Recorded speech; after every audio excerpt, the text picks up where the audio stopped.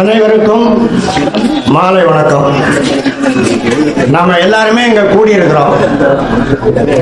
இங்க போனா ஏதேனும் சிறந்த செய்தியை சொல்லுவாங்க. நம்ம பணக்காரன் ஆகலாம், எல்லாரும் அம்பானி ஆகணும், அதானி ஆகணும். வழி இருக்கு. 40 நாள்ல 40 கோடி சம்பாதிக்கலாம், 4 வருஷத்துல 4000 கோடி சம்பாதிக்கலாம். ஆனா உங்களுடைய ஆயுள் 6 மாசம்தான். அதுக்கு மேல நீங்க உயிரோட இருக்க முடியாது. ஏன்னா 45 நாள்ல வளர்ற பிராய்லர் கோழி சாப்பிடுறீங்க, சிக்கன் 65 சாப்பிடுறீங்க, குவார்டர் சாப்பிடுறீங்க. வீதி எங்கும் பாத்தீங்கன்னா பானிபூரி தான். அப்ப எப்படியாப்பட்ட கொரோனாவே நம்ம சமாளிச்சிட்டோம். அந்த யம தர்மனும் சிதறகுப்தனும் பேசிக்கிட்டானா, எல்லா வியாதியும் நம்ம உருவாக்கி விட்டுட்டோம். எவனும் சாவல. 9 வரைக்கும் இந்த கொரோனாவை ஏவி விட்டோம். இப்ப குரங்கம்மைங்கிற நோயை ஏவி விட்டுருக்காங்க. அதையும் ஏவி விட்டுருக்கோம். எவனும் சாக மாட்டேங்கிறான். என்னடா காரியம் அப்படின்னு கேட்டான். ஒண்ணு இல்லைங்க, இந்த குவார்டரும் சிக்கன் 65 சாப்பிட்டா எல்லா வயதையும் குணமாயிடுது. ஆமா, டாக்டர்கிட்ட போக வேண்டியது. கொரோனாவது ஒன்னாவது குவார்டரை கூட தானா பிச்சுட்டு ஓடி போயிடும்ன்றான். அதனால 40 கோடி சம்பாதிக்கலாம். இந்த ஈடிங்கிற அமலாக்கத்துறை வரும். 400 கோடி சம்பாதிக்கலாம். குண்ட சட்டம் வரும், ஜெயிலுக்கு போயிடுவோம். ஆனா நோய் இல்லாம 100 வருஷம் 105 வருஷம் வாழணும். நான் அதுக்கு வழி சொல்றேன். 4000 கோடி சம்பாதிக்கணும்னாலும் வழி சொல்றேன். இந்த பக்கம் வந்துருங்க. இல்ல நான் 100 105 வருஷம் வாழணுங்க, அதுக்கு வழி சொல்லுங்க. ஆஸ்பத்திரிக்கே போக கூடாது, செலவு இல்லாம இருக்கணும், குடும்பத்துல உடம்பு சரியில்லாம போக கூடாது, நஞ்சில்லாத உணவை சாப்பிடணும், நோய் இல்லாம 100 வருஷம் வாழணும். அது என்னங்க? இயற்கை வழி வேளாண்மைக்கு மாறணும். இந்த விதை திருவிழாங்கிறத கூட இயற்கை வழி வேளாண்மை செய் திருவிழா அப்படின்னு ஊர் ஊரா போய் எல்லாரையும் கூட்டிட்டு வரணும். என்னங்க இயற்கை வழியில நம்ம வேளாண்மை செய்யறது? ஒன்றும் தேவையில்லை. என்ஜினியர்ல மோட்டர் இருந்ததுன்னா அந்த தண்ணி ஊத்துற இடத்துல தினமும் காலையில அந்த நம்ம வீட்டில் இருக்கிற மாட்டினுடைய கோமியம், மாடு போடுகிற சாணி எல்லாத்தையும் கொண்டு போய் கரைச்சி விட்டுறணும். காலையில 30 நாளும் பயிர் அறுவடை பண்ற வரைக்கும் விட்டுக்கிட்டே இருங்க. வயலுக்கு நீங்க எரு அடிக்க வேண்டாம், உரம் வாங்கி போட வேண்டாம், பூச்சி மருந்து அடிக்க வேண்டாம். அந்த வயல் எப்படி விளையுதுன்னு பாருங்க. 2 தான். மாடு போடுகிற விடுகின்ற அந்த கோமியம், போடுகின்ற சாணம் பச்சையாவே கொண்டு போய் அந்த என்ஜின் அல்லது மோட்டார் தண்ணி ஊத்துற இடத்துல கரைச்சி விட்டுறணும். நஞ்சில்லாத உணவு உங்களுக்கு கிடைக்கும். அடுத்து நம்ம என்ன வகையான உணவு சாப்பிடணும்? நீங்க எல்லாம் பார்த்துருப்பீங்க. ஆடுதுறை ஏடிடி ரகம் ஒரு 57 107 ரகங்கள் கண்டுபிடிச்சு விட்டுருக்காங்க. கோவை வேளாண் அது கோவங்கிற ரகத்துல விட்டுருக்கான். இதெல்லாம தனியா அம்மன் பொண்ணு சாதனா என்னென்னமோ நிறைய ரகங்கள்லாம் வருது. ஆனா கடையில விற்கக்கூடிய அரிசி எல்லாம் பாத்தீங்கன்னா எதுக்காவது பேர் வச்சிருக்கிறானா? நந்தி கோல்டு வச்சிருக்கிறான், அம்மன் பொண்ணு வச்சிருக்கான், செம்பருத்தி வச்சிருக்கான். இது ஆடுதுறை 36, இது கோ 57. அவனாவது கடையில விற்கிறவன சொல்லுங்க. கிடையாது. எல்லா அரிசியும் ஒரே அரிசி தான். இட்லி அரிசி, சாப்பாட்டு அரிசி 2 ரகம் தான் அங்க இருக்கிறது. பச்சை அரிசி, புழுங்கல் அரிசி. எவனுக்காவது ரகம் தெரியுமா? ஆனா நம்மகிட்ட பாரம்பரிய ரகத்துல இப்போ வயல்ல இந்த வருஷம் நான் போட்டு அறுவடை பண்ணி எடுத்தது 175. அடுத்த வருஷம் ஒரு 250 ரகமாவது போட்டு அறுவடை பண்ணி எடுப்பேன். என்கிட்ட இருக்கிறதெல்லாம் வாங்கி வச்சு இப்படி கண்காட்சி காட்டுறது இல்லை, வயல்ல போட்டு அறுத்தது. ஒரிசாவில் பூரி ஜெகநாதர் ஆலயத்துல 365 நாட்களும் 365 வகையான அரிசியில பொங்கல் செய்து நைவேத்தியம் செய்து படைக்கிறாங்க. அப்ப அங்க கோயில்ல போய் நம்ம பண்டாரமா தங்கிடலாம். 365 வகையான அந்த பிரசாதத்தை ஓசியில வாங்கி சாப்பிட்டோம்னா உனக்கு 200-300 வயசு ஆயுள், சாக மாட்டேங்க. நல்லா இருக்கிறவனுக்கு எல்லாம் ஆஸ்பத்திரிக்கு போறான். பிச்சைக்காரன் எங்கேயாவது டாக்டர்கிட்ட போய் கீழே நிக்கிறானாங்க? அவனுக்கு எங்கேயாவது வியாதி வந்திருக்கா? எங்கேயாவது நரிக்கு வரவங்கலாம் பார்த்தீங்கன்னா டாக்டர்கிட்ட வந்து டோக்கன் வாங்கியிருக்கானா? கிடையாது. நானே கடைசியில் அங்கே போயிடலான்னு தான் பார்க்குறேன். ஒரிசாவில் நோயே வராது. தெரியுதுங்களா? அப்ப இந்த பாரம்பரிய நெல் ரகங்களை நம்ம சாகுபடி செய்யணும். அதை எப்படி சாப்பிடணும், ஏன் சாப்பிடணும்? ஒரு குடும்பத்தில் இருக்கிறவங்க எந்த ரக அரிசியை சாப்பிட்றது? நந்தி கோல்டு சாப்பிட்றதா, செம்பருத்தி சாப்பிட்றதா, அம்மன் பொன்னி, நெய் கிச்சடி, மணச்சநல்லூர் பொன்னி சாப்பிட்றதா? அது மாதிரி நான் சொல்ற மாதிரி பின்பற்றுங்க. உங்க வீட்டில் எத்தனை பேர் இருக்கிறாங்க? ஆண்கள் எத்தனை, பெண்கள் எத்தனை? ஒரு கணவன் மனைவி, 2 பிள்ளைங்க, அப்பா அம்மா வயசானவங்க. அப்ப பெண்கள் இருக்கிறாங்க, அவங்க எல்லாம் பூங்கார் எடுத்துக்கணும். பெண்கள் பூங்கார் சாப்பிட்டாதான் பெண்கள் என்கிற அந்த தன்மை இருக்கும். குரல் தடிப்பு வராது, மீசை முளைக்காது, அழகா முடி கூந்தல் வளரும், இடுப்பு அந்த இருக்கிறது. தெரியுதுங்களா? உரிய காலத்துல வயசுக்கு வருவாங்க. அவங்க தாய்மை அடைகிற பொழுது உடனே தாய்மை அடைவாங்க. சுகப்பிரசவம் ஆகும். பால் அதிகமா ஊறும். குழந்தைக்கு பால் இல்லைங்கிற பிரச்சனையே வராது. கிச்சன்ல நின்று சமைக்கும் போது 45 வயசுல இடுப்பு வலி வராது. காய்காலெல்லாம் சுரந்து போகும், வராது. பூங்கார் அரிசியை சாப்பிடுங்க. புரியுதுங்களா? ஆம்பளைங்களா என்ன செய்யணும்? மாப்பிள்ளை சம்பா எடுத்துங்க. மாப்பிள்ளை இன்னொரு கல்யாணம் பண்றதுக்கு இல்ல, உடம்பு நல்லா உறுதியாகும். இளைஞர்கள் இருந்தா கல்லூரிட்ட சம்பா எடுத்துங்க. தெரியுங்களா? அந்த வயசான கழங்கட்டை இருக்கு பாருங்க, அதுக்கு சக்கரை வியாதி இருக்கும்.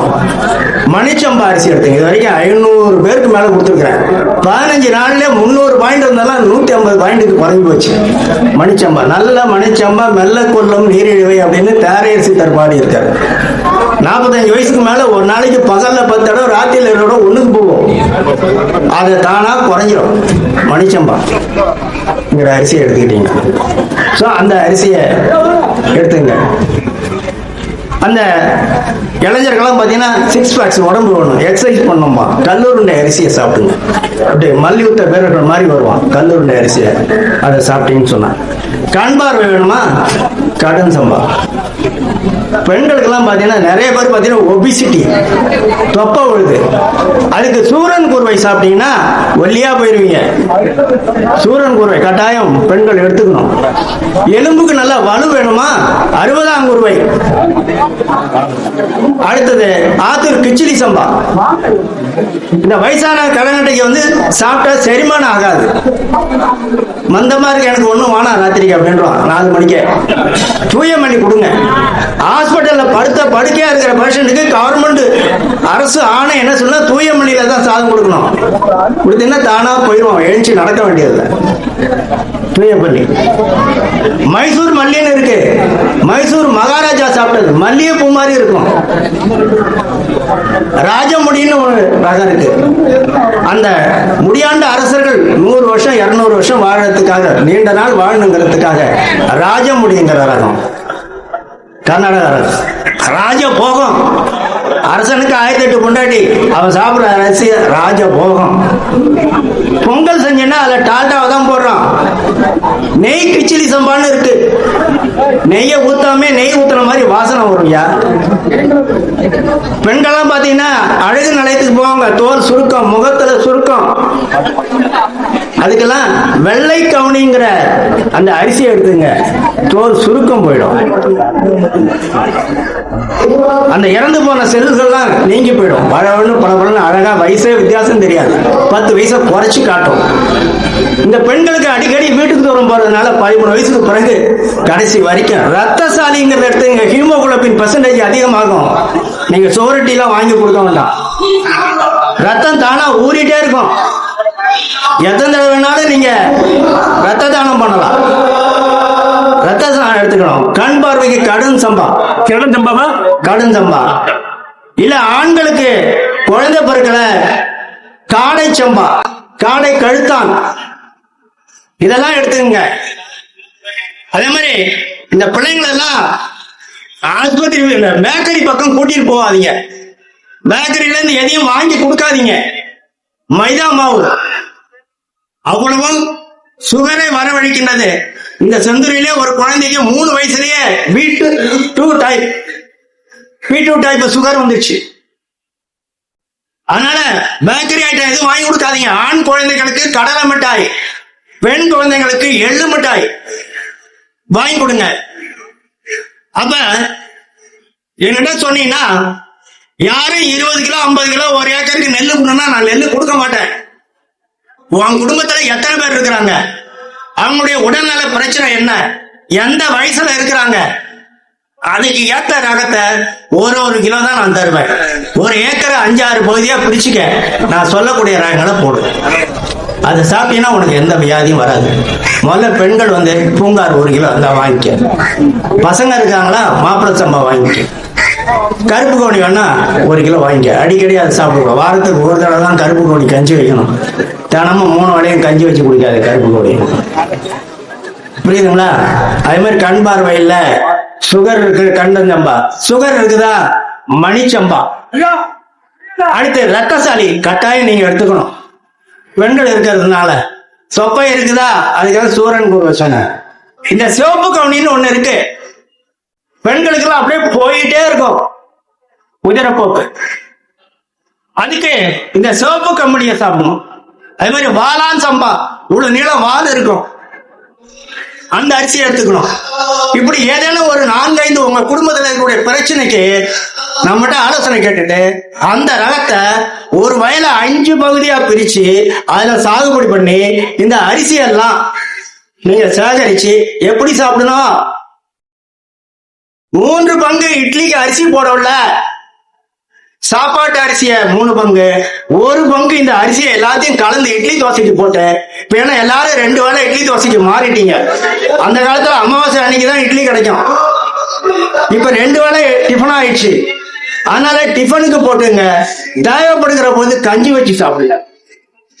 மதிய உணவாக ஒரு வேளை, ஒரு வாரம் ஆத்தூர் கிச்சடி சம்பா, அடுத்த வாரம் தூய மல்லி, அடுத்த வாரம் தங்கச்சம்பா சாப்பிட்டீங்கன்னா தங்க மாதிரி உடம்பு மெனுமெனுக்கும். சொர்ண மசூரி, உடம்பு பழம்பழ, சொர்ணம்னா தங்கம், சொர்ண மசூரி எடுத்துங்க. மைசூர் மல்லி எடுத்துங்க, சிவன் சம்பா எடுத்துங்க. இப்படி ஏதேனும் ஒரு வாரம் ஒரு ரகத்தை மாத்தி நீங்க எடுத்தீங்கன்னா அந்த சத்துல இருக்கக்கூடிய சத்துக்கள்லாம் உங்களுக்கு கிடைக்கும். ஒரே சக்க அரிசியை, கடை அரிசியை வாங்கிட்டு வந்து திங்காதீங்க. சரி, இட்லிக்கு என்ன அரிசி சார்? குண்டரிசி. ஏது குண்டரிசி? ஆனை கொம்பன் அப்படிங்கிற ஒரு ரகம் இருக்கு. இவ்வளவு நீளம் இருக்கும் அந்த நெல்லுல, முன்னாடி கொம்பு ஊசி மாதிரி, கோணி ஊசி மாதிரி கைய குத்தி கிழிக்கும், ஒடியவே ஒடியாது. அதுல இருந்து ஒட்டு கட்டினதான் ASP 16 பொன்மணி. அதனால மூல ஆதாரமான அந்த ஆனை கொம்பன் நெல்லை வாங்கி நீங்க சாகுபடி பண்ணி அதை இட்லி அரிசியா பயன்படுத்துங்க. இப்படி நம்முடைய பாரம்பரிய ரகங்களை உங்களுடைய குடும்ப உறுப்பினர்களுக்கு ஏற்ப, வயதுக்கு ஏற்ப, உடல்நல கோளாறுகளுக்கு ஏற்ப நீங்க சாகுபடி பண்ணி அதை அனைவருமாக உண்ண வேண்டும். ஒருத்தருக்கு சுகர் இருக்குன்னா அவருக்கு மட்டும் ஒரு அரிசியை வாங்கி அவரை மட்டும் நோயாளியா உட்கார வைக்க கூடாது. குடும்பத்துல எல்லாருக்கும் டாக்டர்கிட்ட போகணும். அதாவது பழமொழி சொல்லுவாங்க, நீ செஞ்ச பாவம் புண்ணியம் 7 தலைமுறைக்கு வரும். என்ன பாவம் புண்ணியம்?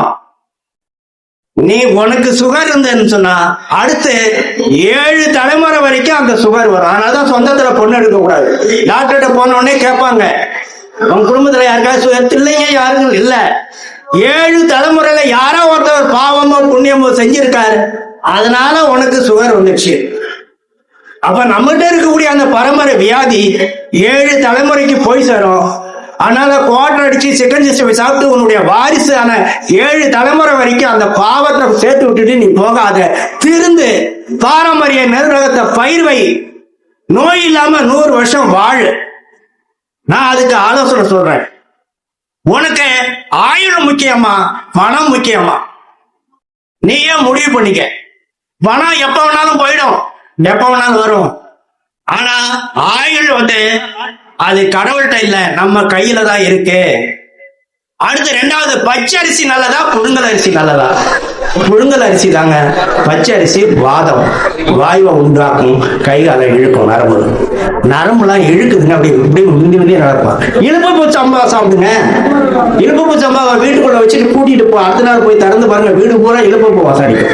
7 ஊருக்கு வாசம் அடிக்கும் இழுப்பு சம்பா. தெரியுங்களா? ஜாஸ்மின் தாய்லாந்து நாட்டு ஒரு ரகம் இருக்கு அரிசி. தொடர்ந்து 17 முறை நம்பர் 1 வேர்ல்டுலயே நம்பர் 1ங்கிற அந்த பரிசை தட்டிட்டு இருக்கு அந்த ஜாஸ்மின். என்கிட்ட இருக்கு, கிலோ 3000 ரூபாய் கொடுத்து நான் வாங்கினேன் 1 கிலோ நெல்லை ஜாஸ்மின். மணிப்பூர்ல இருந்து ஒரு கவுனி 1000 ரூபாய் கொடுத்து வாங்கினேன். மணிப்பூர் கவுனின்னு ஒரு நெல் 1 கிலோ. எல்லாம் யாரு திரும்பி பாக்குறாங்க. அவ்வளவு இனிப்பா இருக்கும், வெல்லம் போடவே வேண்டியல, இனிப்பா இருக்கும் சக்கரை பொங்கல் செஞ்சா. அதே மாதிரி திடீர்னு வீட்டுக்கு விருந்தாளி வந்துட்டாங்க, அரிசியா இல்ல, பிசினின்னு ஒரு ரகம் இருக்கு. இவ்வளவு அரிசியை போட்டீங்கன்னா 10 பேர் சாதம் முழு வந்துடும், 10 பேர் சாப்பிடலாம். இலங்கையில பச்சை பெருமாள்னு ஒரு நெல் ரகம் இருக்கு, வச்சிருக்கேன். அந்த புத்த பிட்சுகள் எல்லாம் புத்த ஆலயங்கள்ல விபூதி குங்குமம் கொடுக்க மாட்டாங்க, இந்த 2-3 அரிசியா தான் கொடுப்பாங்க. அந்த அரிசியை வாங்கிட்டு போய் நேர பூஜை அறையில வச்சிருங்க. அது இறைவனால் தெய்வத்தால் ஆசீர்வதிக்கப்பட்ட நெல். உங்க வீட்டுக்கு லட்சுமி கடாட்சம் வந்துச்சுன்னு அர்த்தம். எங்கேயாவது அடுத்தது முக்கியமானது, உங்க வீட்டு பிள்ளைங்க நீட்டு தேர்வுல பாஸ் ஆகணுமா? படிக்கிறது மறந்து போயிடுதா? காளா நமக்கு அரிசி சாப்பிடுங்க. ஒரிஜினல் காளா நமக்கு சொல்லி நிறைய பேரு அது இதாகுது. ஒரிஜினல் காளா நமக்கு வாங்கி சாகுபடி பண்ணுங்க. அந்த அரிசியை பள்ளி கல்லூரிகள்ல படிக்கக்கூடிய மாணவர்களுக்கு, இளைஞர்களுக்கு கொடுங்க. அதனால என்ன நன்மைங்கிறீங்களா? மூளைக்கு ரத்த ஓட்டம் செல்லும், ஆக்சிஜன் செல்லும், நல்ல தூக்கம் வரும், படிச்சது மறக்க மாட்டான். எங்கேயாவது புத்த பிடிச்சி தீவிரவாதியா மாறி இருக்கிறானா? சண்டை போட்டிருக்கானா? துப்பாக்கி ஏந்தி சுட்டு இருக்கானா? புத்தம் சரணம் கச்சா அப்படின்னு 3 வார்த்தையை தான் சொல்லிட்டு இருப்பான். அமைதியான தூக்கம் வரும், சாந்த குணம் வரும், ஒருத்தனை அடிச்சுக்க மாட்டான். அப்ப அவங்க பிள்ளைங்க நல்ல அறிவாளியா இருக்கணும்னு சொன்னா காளா நமக்கு அரிசி வாங்கி கொடுங்க, காளா நமக்கு நெல் வாங்கி சாகுபடி பண்ணுங்க.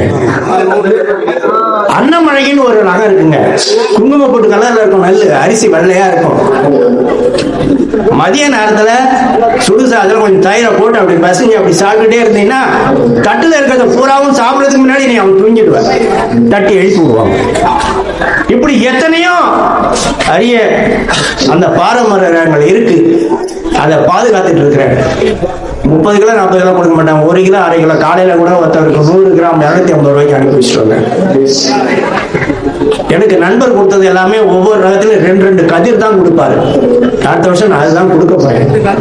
நீ உன்னுடைய உடல் நலத்தின் மீது, ஆயுளின் மீது ஒரு வேட்கை இருந்தால், பற்றுதல் இருந்தால் போதும், 10 நெல்மணிகள் போதும்.